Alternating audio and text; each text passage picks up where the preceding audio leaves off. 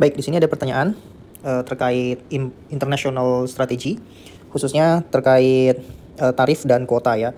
Si pertanyaan adalah Japanese automakers penetrate the US automakers markets by joint ventures and also direct export from Japan. Biasanya the US usually imposes tariffs or import taxes on Japanese cars sold in US or simply quotas. Numbers of cars that can be exported to US per year.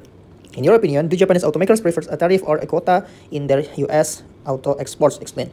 Nah, di sini pertanyaannya adalah, ini mirip yang terjadi sekarang ya. US menerapkan tarif terhadap barang-barang yang masuk ke negaranya, atau dari perspektif US consumer mengimport barang dari luar US gitu ya. Contohnya di sini adalah import barangnya mobil ya, Japanese daripada Jepang. Impor mobil dari Jepang itu dikenakan tarif atau kuota. Mana yang paling disukai dari perspektif pembuat mobil di Jepang? Oke, nah kita lihat dulu yang pertama, apa itu tarif, apa itu kuota. Tarif adalah tax per unit imported goods. Jadi setiap barang yang diimpor ke Amerika Serikat dari luar negara Amerika Serikat itu dikenakan tax per unit. Sedangkan kuota adalah maximum amounts goods allowed, adalah jumlah maksimum yang diizinkan untuk diimpor ke Amerika Serikat. Itu adalah kuota.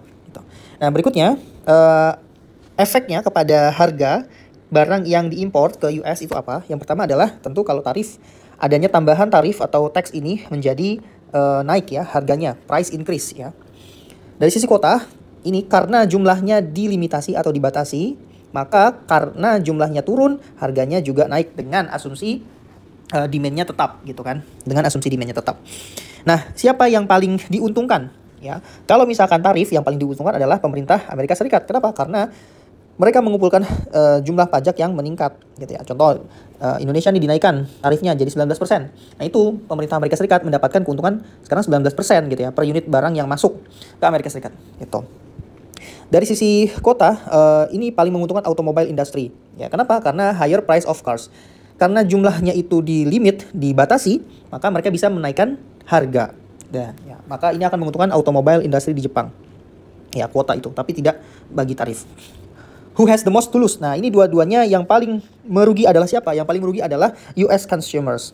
Ya, US consumers rugi kalau ada tarif. Kenapa? Karena mereka membayar higher tax for imported cars. Mereka membayar pajak yang lebih tinggi untuk imported cars.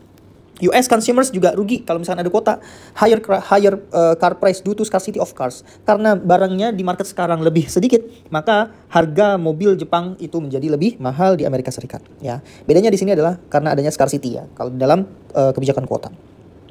Lalu kita lihat di sini. Nah, kalau misalkan kita bedakan bagi perusahaan pembuat mobil yang besar dan yang kecil ya, ini ternyata berbeda.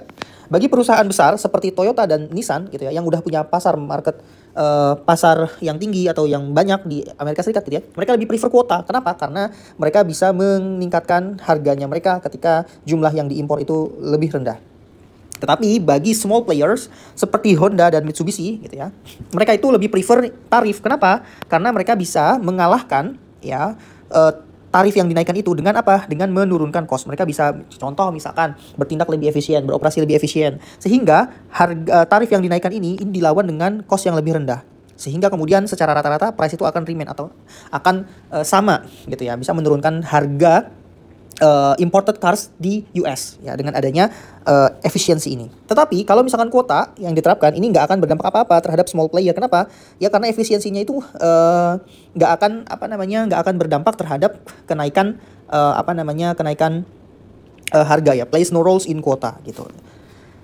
Nah berikutnya di dalam keduanya tarif dan kuota ya, dari sisi US automakers ya, dari sisi pembuat mobil di Amerika Serikat ya, ini pemain lokalnya gitu ya, mereka lebih prefer kuota. Kenapa? Karena kuota membuat mereka ya bisa menyembunyikan, to disguise the reason for higher US car price. Jadi mereka bisa meningkatkan harga secara tersembunyi gitu. Mereka cuman konsumen di US tahu gitu ya, harga mobil Jepang itu naik, tapi mereka nggak tahu kenapa alasannya. Ya, kenapa? Karena kuota biasanya tidak diumumkan secara besar-besaran. Ya, jadi mereka taunya harga mobil Jepang naik, maka harga mobil US ikutan naik seperti itu.